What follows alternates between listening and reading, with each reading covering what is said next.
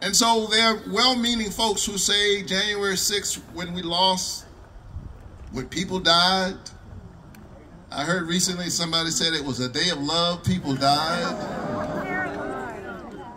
I heard folk who said they backed the blue, forget that police officers, law enforcement were brutalized that day.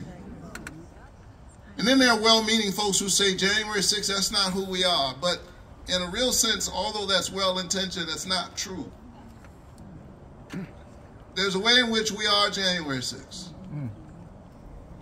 And we always have been. That all families, I can tell you as a pastor, that all families have a complicated story. All families are dysfunctional, yours too. And so what we saw on January 6th was the ugly side of our complicated American story. The good news is that we're not only January 6th, we're also January 5th. We're a kid who grew up in public housing, can serve in the United States Senate. So all I came to say to you today is that there's a way in which we are still somewhere between the peril of January 6th and the promise of January 5th. And we are the latest group of Americans who get to decide which part of our story are we going to embrace. I don't know about you, but I embrace an America that embraces all of us. I embrace a country that believes in all of our children. I believe in the peaceful transfer of power. I believe that even when you lose, you say we're all Americans. The enemy is not within. We are American people. Democrats and Republicans and independents, red, yellow, brown, black, and white, we're all precious in God's sight. And the pandemic reminded us that if my neighbor is sick, she's sick, but I'm potentially imperiled, airborne, contagious disease.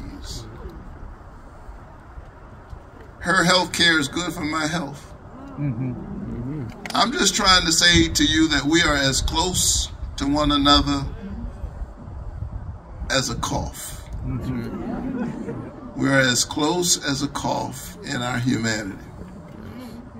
And so I want us to stand together in this moment. I want us to embrace with all our might that grand American covenant, e pluribus unum. I love America because the great thing about our country is that we always have a path to make it greater.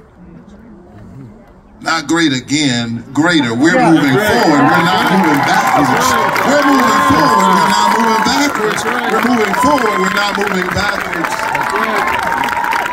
So, as I close, and nobody believes a preacher when he says as I close.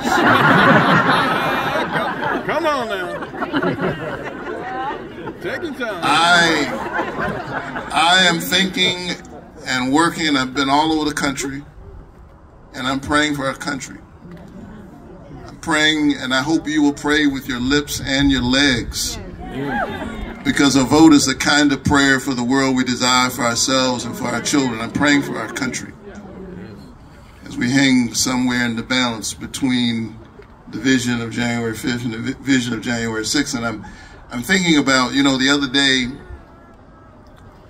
day someone who worked very, very closely, John Kelly, with Donald Trump, said that he's a fascist. He has fascist tendencies. And Trump has said himself that he'd like to be a dictator on day one. He wants generals like Hitler's generals. That's what he said. I don't easily bring up this kind of language because I understand the danger they're in, but this is what he said. And as a Christian pastor who has studied history and is inspired by a German cleric and preacher you may not have heard of named Dietrich Bonhoeffer. I'm reminded in this moment that too many in the Christian church gave in to the Third Reich. They said Jesus died for heaven, Hitler lived for the green earth. The catechism to school children. The church capitulated to this evil. Martin Niemöller said first they came for the socialists and I didn't worry about them because I was not one of them, and then they came, you've seen the quote, They came for the Jews, and I didn't say anything. I wasn't one of them. And then they came for me, and there was no one left to stand up for me. We're in this together. The gospel says, what does it profit one to gain the whole world and lose your soul? We're in a struggle for our individual souls. I don't understand these craven politicians who are so focused on the next election. They're not focused on the next generation. I'd rather lose an election than lose my soul. Yeah.